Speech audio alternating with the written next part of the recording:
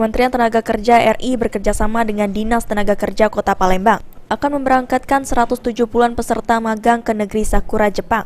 Ratusan peserta yang diberangkatkan ini merupakan para pelajar yang baru tamat sekolah dan merupakan angkatan pertama peserta magang. Diterangkan Kadisnaker Kota Palembang tahun ini membuka kuota hingga 1.000 peserta. Namun dikarenakan hasil dari seleksi akhirnya tersisa 170 peserta. Para peserta tidak dibebankan biaya saat mengikuti penyeleksian. Namun setelah lulus akan ada biaya yang akan dibiayai terlebih dahulu oleh pihak Bank Sumsel, lalu akan dibayar peserta dengan cara bisa dikredit. Dengan semangat yang sama, seleksi itu bisa tercapai dan target kita untuk memenuhi kuota di Jepang itu tidak terbatas. Hanya Korea Selatan, Taiwan, Australia, Eropa, kita akan terbang juga ke situ, ke Jerman. Tetapi ini cikal bakal yang akan kita lakukan. Bentuknya apa yang harus Oke, Pak Kadin, ini para pesertanya dari mana aja Pak? Yang untuk saat ini? Rata-rata dari Kota Palembang. Dari balai Pak? Enggak, masyarakat Kota Palembang, anak-anak yang tamatan SMK yang tidak lebih umurnya dari 26 tahun.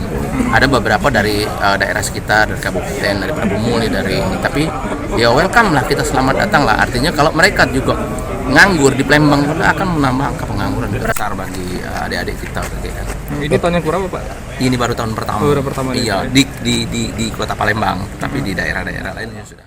Wakil Kementerian Ketenagakerjaan RI Afrian Syanur mengatakan, setelah program magang ke Jepang yang telah diselenggarakan pemerintah, diharapkan setelah pulang para pekerja bisa mengimplementasikan dan belajar skill yang ada di Jepang dan membangun perusahaan-perusahaan di Indonesia.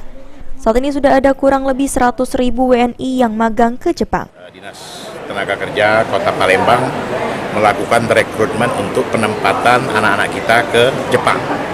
Nah, tentunya kerjasama antara Jepang dengan Dinas Tenaga Kerja Palembang ini sangat dibutuhkan karena angka pengangguran di Indonesia itu 5,4%. Nah, Palembang ini 8%, artinya melebihi 5,4% tadi.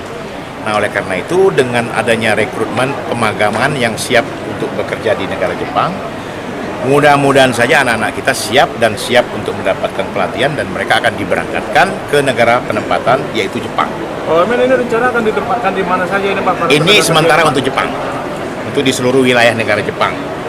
Dan mereka rata-rata di industri mungkin manufaktur. Aji Delia, PAL TV.